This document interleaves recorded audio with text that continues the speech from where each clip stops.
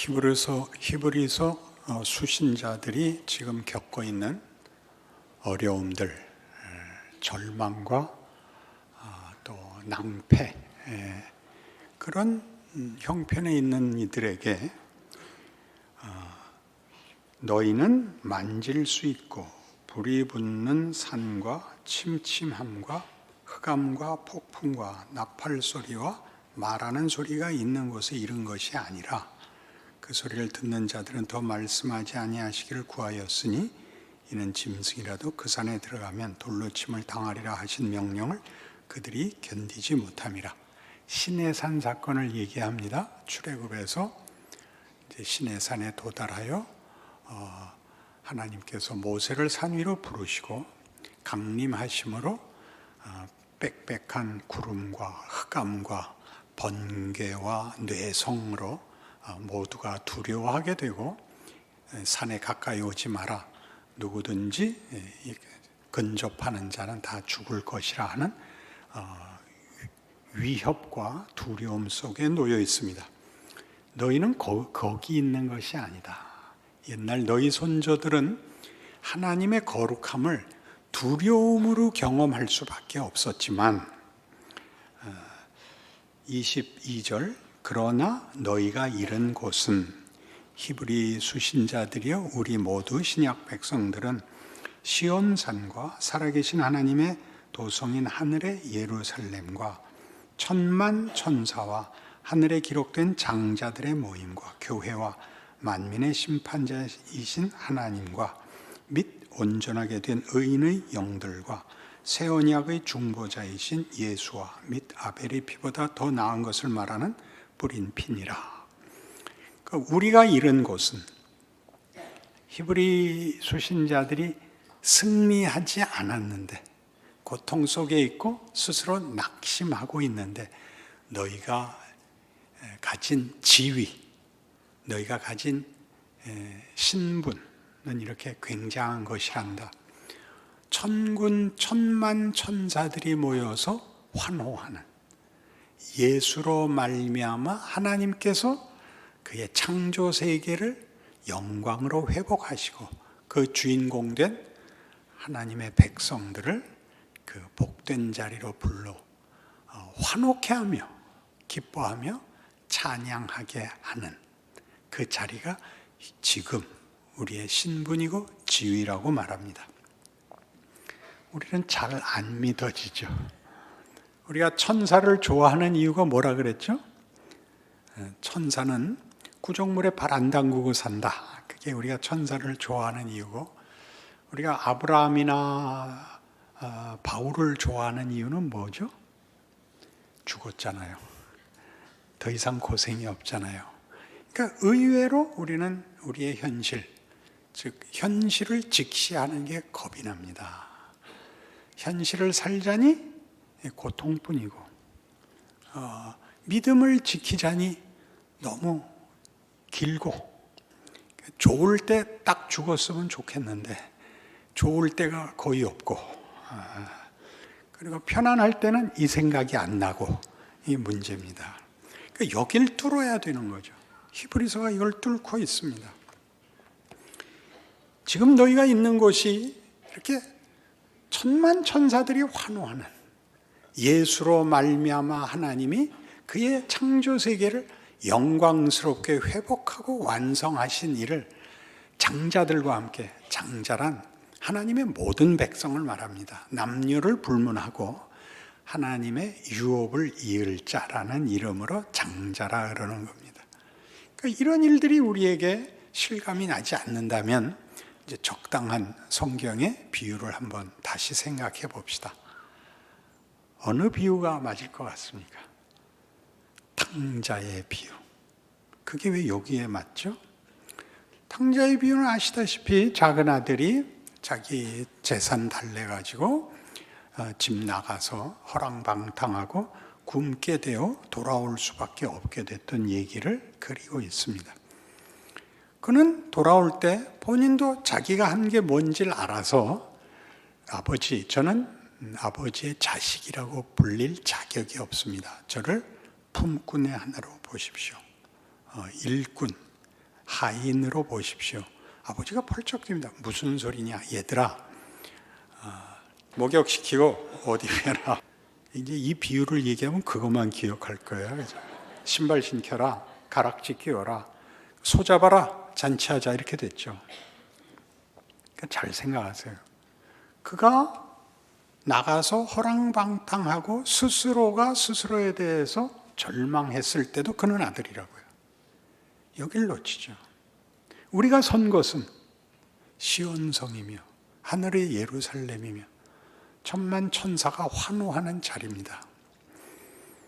신분과 지위가 거긴데 문제는 거기 있는 자답게 살지 못하는 것이요. 그러니까 싸움이 그 영광과 지위를 명예롭게 살아내느냐, 그 슬슬 도망가고 못나게 구느냐의 신앙의 갈림길이 있어야 되는데, 우리는 줄곧 잘못하면 다시 지옥으로 떨어지고 잘하면 다시 천국으로 가고, 그래서 매일 지옥 갔다 천국 갔다가 되는 듯이 생각을 해서 한번 결정하면 그게 끝장이 되게 좀 해주시지, 뭘로 확인해서 다시는 죄를 안 짓는 것으로.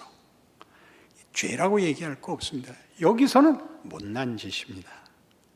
이게 잘 생각하셔야 돼요. 신앙생활은 당신이 절망할 문제가 아니라 부끄러워해야 되는 일이 생기는 거죠.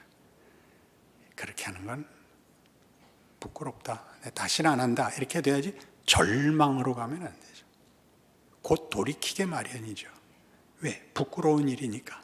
그렇게는 안 하겠다, 이리 오라고 하는 얘기입니다. 그래서 그 중요하게 큰아들이 밭에서 일하다 돌아옵니다. 이게 웬 풍악 소리냐? 동생이 돌아와서 아버지가 기뻐서 잔치를 열었습니다. 안 들어가려고 그러죠. 아버지가 와서, 얘야, 들어가서 함께 즐기자. 아니, 이 재산을 다 탕진해버린 자식한테 무슨 잔치입니까? 저와 제 친구들한테는 염소 새끼도 한 번 안 잡았습니다. 뭐라 그러시죠? 얘야, 너는 늘 나와 항상 함께 있지 않냐? 내 것이 다 네 것 아니냐? 탕자의 비유에서 우리가 틀리는 게 뭐라 그랬죠? 그가 돌아온 것을 기뻐하지, 돌아온 게 끝이 아닙니다. 돌아와서 이 큰아들 같이 살아야 됩니다. 큰아들 같이. 뭐요? 그가 불만인 인생, 매일 일만 하고 염소 새끼도 하나 안 잡아주고 뭘 먹었을까요? 그러면 굶었단 뜻일까요?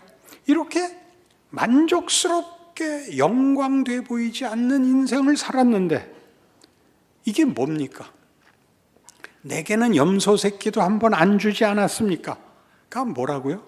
하나님의 동역자로, 유업을 이을 자로 사는 하나님의 훈련. 여기를 우리가 버텨내야 되는 것이죠. 그래서 우리가 이 시내산과 시온산의 대비를 통하여 하나님의 거룩하심이 두려움으로 나타난 것과 하나님의 거룩하심이 우리의 기쁨과 환희가 되는 것을 구별하지 못하면 믿은 건지 마른 건지에서 길을 잃죠. 문제는 내가 내 지위를 벗어날 수 없는 운명 속에, 그런 축복 속에서 위대하게 명예롭게 사느냐 못나게 부끄럽게 사느냐에 서 있으면 우리는 생각이 달라집니다. 더러운 말은 하지 마라. 그거를 더러운 말을 하면 죄다가 아니라 더러운 말을 하는 것은 어울리지 않는다. 어느 버스에 예전에 자가용 없을 때, 다 이 대중교통이 버스였을 때 어떤 귀부인이 타고 가는데 핸드백을 보니까 열려 있는 거예요. 안에 넣어놨던 돈이 없어졌고, 딱 보니까 앞에 허름한 남자가 서 있습니다. 이 도둑놈아! 하고 소리를 쳤습니다. 근데 뒤에서 부인, 너무 놀라지 마세요. 제가 소매치기를 이미 잡아놨는데 소란스러울까 봐 가만히 있었습니다. 돈이랑 다 찾았습니다. 걱정하지 마십시오. 그래서 이 부인이 앞에 사람한테 미안하게 됐죠. 죄송합니다. 제가 잘못 알고 그랬습니다. 그 초라한 모습의 남자분이 이렇게 대답을 했대요. 부인, 그저 우리 둘이 다 오해를 잠시 했을 뿐입니다. 당신은 제가 도둑놈인 줄로 오해했고 저는 당신이 귀부인인 줄로 오해했습니다. 딱 알겠죠? 귀부인답게 구세요. 예수 믿는 사람답게 구세요. 그걸 놓치면 그냥 우리는 그냥 망하는 겁니다. 이게 뭐 운명이 망하는 게 아니라 이 꾸중을 받는 거죠. 거기가 현실을 살아내는 데 있어서 여러분이 가져야 할 중요한 기준점이에요. 그러니까 무슨 큰 일을 해서 보상을 받을 생각을 해서 한 방에 어떻게 더 이상 고민이 없어지는 이런 것이 아니라 연기를 하듯이 어느 드라마에 출연을 한 것 같이 내가 가야 하는 모든 길에서 주인공 노릇을 해야 되는 그 긴 위대한 기회가 각각의 인생에 주어졌다고 성경은 말하고 있는 것입니다. 그냥 우리는 마음껏 잘난 척할 수 있죠. 아무것도 안 하고가 아니라 그때마다 잘할 수 있죠. 악에게 지지 말고 선으로 악을 이기라가 뭐라 그랬어요? 악당이 악역을 하듯 신자는 선한 역을 해라. 멋있게 굴어라. 그 더러운 말과 욕지거리와 저주는 하나도 명예가 없다고요. 아무리 해도 시원하지도 않고 아무리 해도 영광이 되지 않습니다. 그건 하면 손해입니다. 그렇지 않습니까? 멋있게 말하는 건 어렵습니다. 실력 없을 때는 가만히 있는 게 최고입니다. 가만히 계시고 실력이 쌓이면 멋진 말을 하게 되고 하면 실력이 늡니다. 여러분이 그 경우, 어려운 경우, 여러분도 확 폭발하고 싶은 경우를 하나님이 걷게 하는 이유는 우리가 크기를 바라기 때문입니다. 우리가 실력 있는 사람이 되라고 마음껏 길을 열어주고 있는 셈입니다. 골로새서 3장에 가보시죠. 326페이지입니다.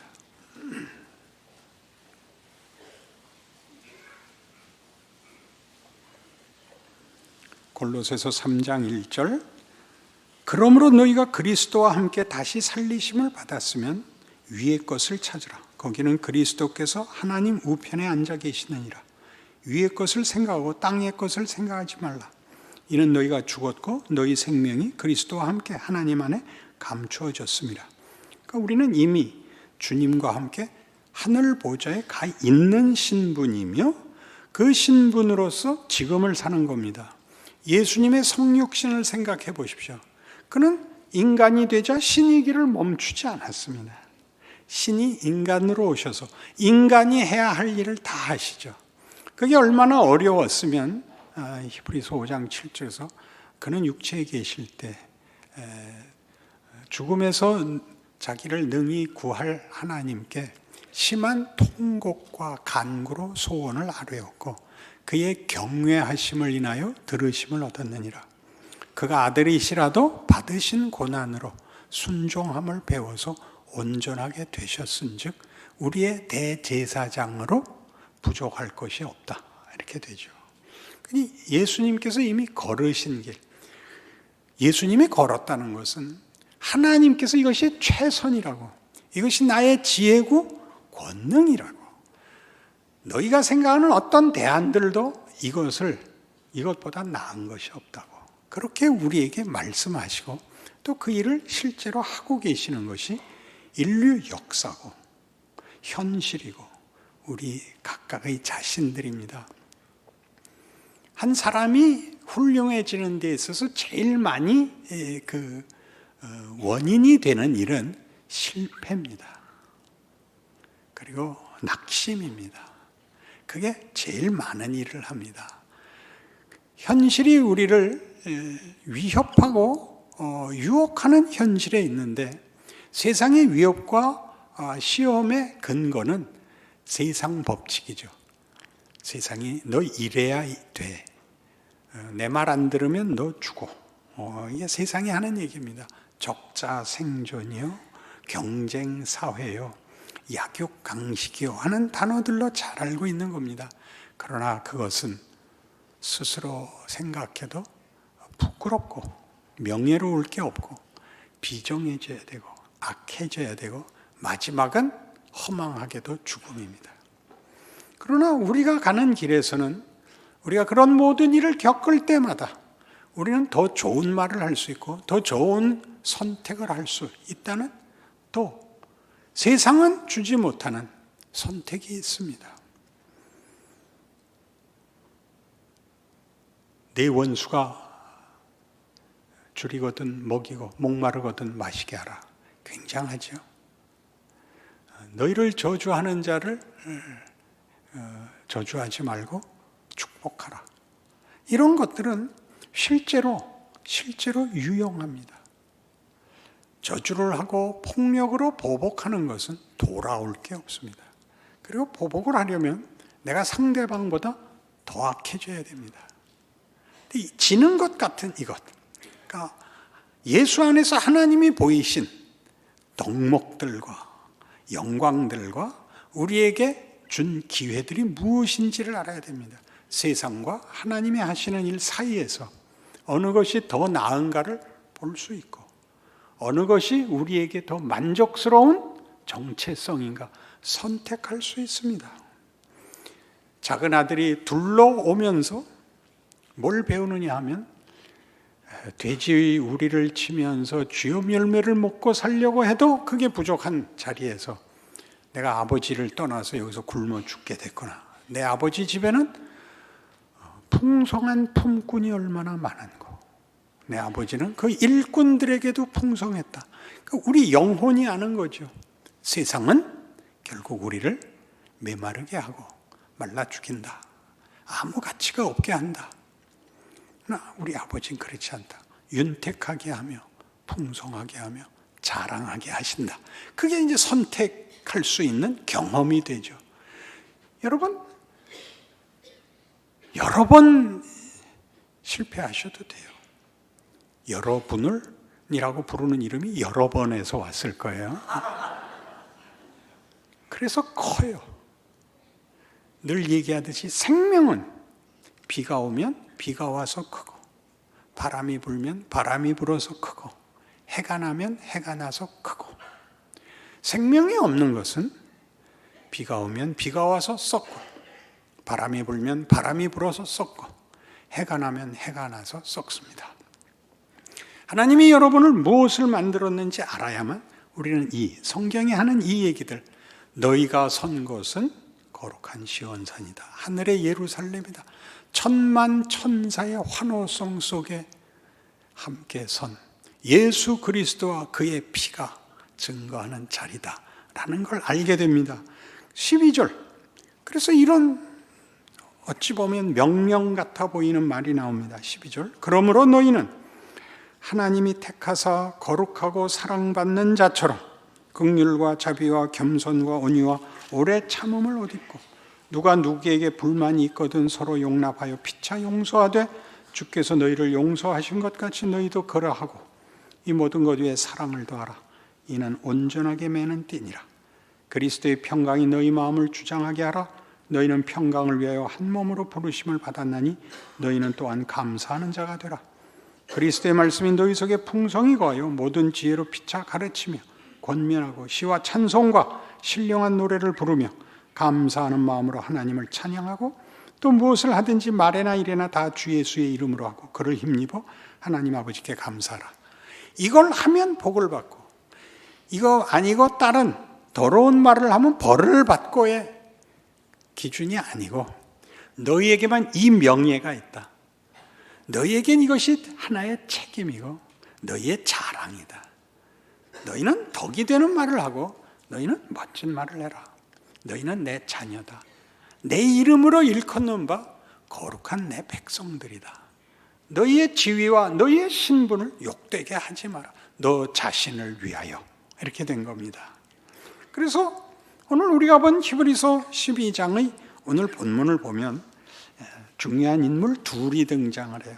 하나는 가인이고, 에서고, 하나는 아벨입니다.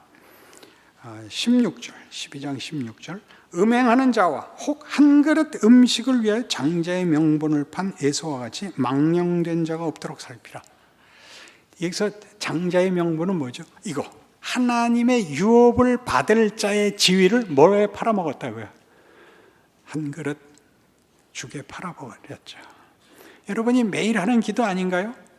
하나님, 다른 거 다 원치 않습니다. 그저 제 아들 이번에 학교만 붙여주시면 더 이상 와서 징징거리지 않게. 이거는 너무 미치는 정서입니다. 그렇게 하지 마세요. 그걸 걸지 마세요. 여러분이 하나님의 백성으로 사는 걸 걸지 마세요. 그 운명과 지위를 걸고 여러분의 진정성을 그렇게 얘기하지 마시고, 하나님이 우리를 복 주시기를 원하고 우리 인생을 위대하게 하신 것을 믿습니다. 제 아들에게도 하나님의 위대하심을 나타내서 우리로 찬송하며 가게 하옵소서. 그렇게 기도하세요. 기도 자체가 이렇게 완전히 우상들한테, 점쟁이한테 가서 하는 것 같이 기독교가 이렇게 확 격이 떨어져 있고, 하나님이 두려운 분이고 하나님이 무슨 이렇게 뭐가 모자라는 분 같이 거래를 하는 것은 여러분 스스로의 지위와 정체성을 놓치는 것이며 현실을 살아내는 데 있어서 아주 무기력하게 만드는 큰 왜곡입니다. 아벨은 이렇게 등장해 있어요.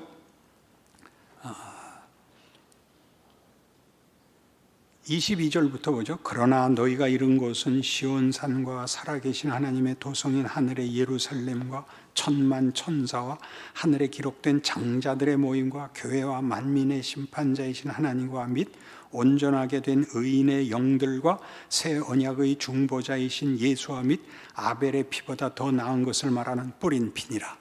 여기 아벨의 피는 왜 나왔죠? 아담과 하와가 난 아들이 가인이었습니다. 가인이 아벨을 죽였죠. 아벨의 피가 하나님께 호소를 하죠. 무슨 호소를 했다고 생각합니까? 보복해 주십시오. 그런 게 아닙니다. 아벨의 피의 호소는 이 본문에 의하면 이런 이해입니다.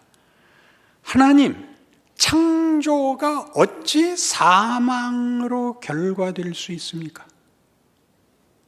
생명이 사망하게 진다면 그게 무슨 창조겠습니까? 그 피가 하나님의 창조주시라면 이럴 순 없습니다 라는 어떤 호소를 하는 것이죠. 하나님이 갚으셨죠. 보복으로 갚는 게 아니라 하나님이 이 사망의 원인과 모든 결과를 다 씻어내고 내가 내 창조를 기억하고 완성하겠다가 하나님이 그 피의 호소를 받았다는 뜻입니다. 가인을 쫓아내죠. 그러니까 거기 예수 그리스도의 피는 왜 등장을 하죠? 예수께서 그가 흘린 피로서 사망을 다 회복시켰기 때문입니다. 그의 피로 우리 히브리서 2장 14절에 나오는 것 같이 사망으로 사망 권세를 가진 마귀를 없이 하고입니다. 사망은 더 이상 우리에게 위협이 되지 않습니다. 우리에게는 하나님의 자녀라는 이름, 그 자녀가 되는 영광, 그 자랑, 그 승리와 찬송이 있을 뿐입니다. 그걸 만들어 가는 일에 우리에게 잠시 고난이 있는 이유는 그것이 그냥 어떤 개념이거나 어떤 이상이거나 어떤 소원이 아니라 이렇게 각각의 존재를 그렇게 만들어서 우리가 천국에서 다시 만날 때 우리 모두가 각각 누가 누구인지 알아보고 너 아직도 그 고집부리냐? 이렇게 알아보는 영광된 존재로 만날 것입니다. 모든 약점이 더 이상 약점이 아닌, 모든 부족한 것이 더 이상 결핍이 아닌, 모든 것이 오히려 영광되고 놀랍고 환희에 찬 증거가 되는 그런 존재가 될 것입니다. 그래서 이 모든 것을 욥이 결론을 묻지요. 욥은 그 모든 고난을 통과한 후에 뭐가 됩니까? 욥이 당한 고난이 무엇이었는지 기억나시죠? 잘못한 것이 없는데 고난을 받음으로써 친구들에게 무슨 오해를 받았습니까? 네가 뭔가 잘못했기 때문에 고난이 온 거다. 빨리 회개해라. 욥의 대답은 난 잘못한 거 없다. 네가 그렇게 말하는 것만 봐도 잘못했다. 이게 우리가 가지는 죄에 대한 이해지요. 모든 어려움은 벌을 받는 것이다. 욥에서는 그렇게 얘기하지 않습니다. 어디로 데려갑니까?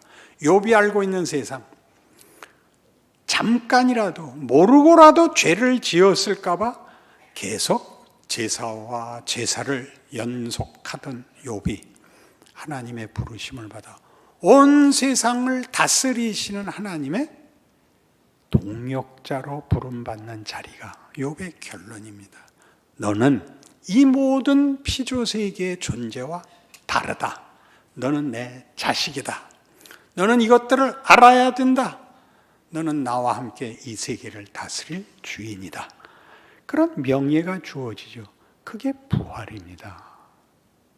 우리의 지위, 우리의 신분, 우리가 지금 세상에서 걸어가는 모든 경우, 현실에서 우리는 세상을 다스리는 자로서의 증언을 책임지고 있습니다.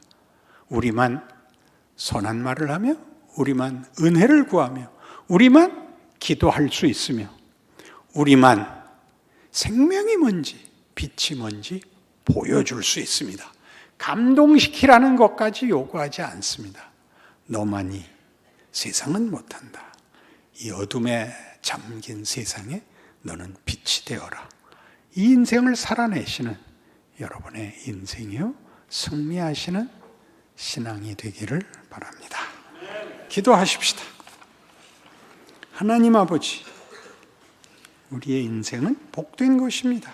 그것은 마치 하나님이 찾아오신 성육신의 예수님의 모습같이 우리가 이 세상을 걸어감으로써 죽어가는 것들과 흑암에 잡히고 더럽히고 왜곡되고 부패한 것들 속에 생명을 불어넣고 소망을 불어넣고 하나님 앞에 기도할 수 있는 우리의 영광된 인생 기회입니다. 이 길을 걷는 모든 믿는 이들이, 우리 여기 앉은 모든 믿음의 식구들이 자신의 인생을 복되게 살고 영광되게 살고 자랑하며 사는 복으로 승리하게 하여 주시옵소서. 예수님 이름으로 기도합니다.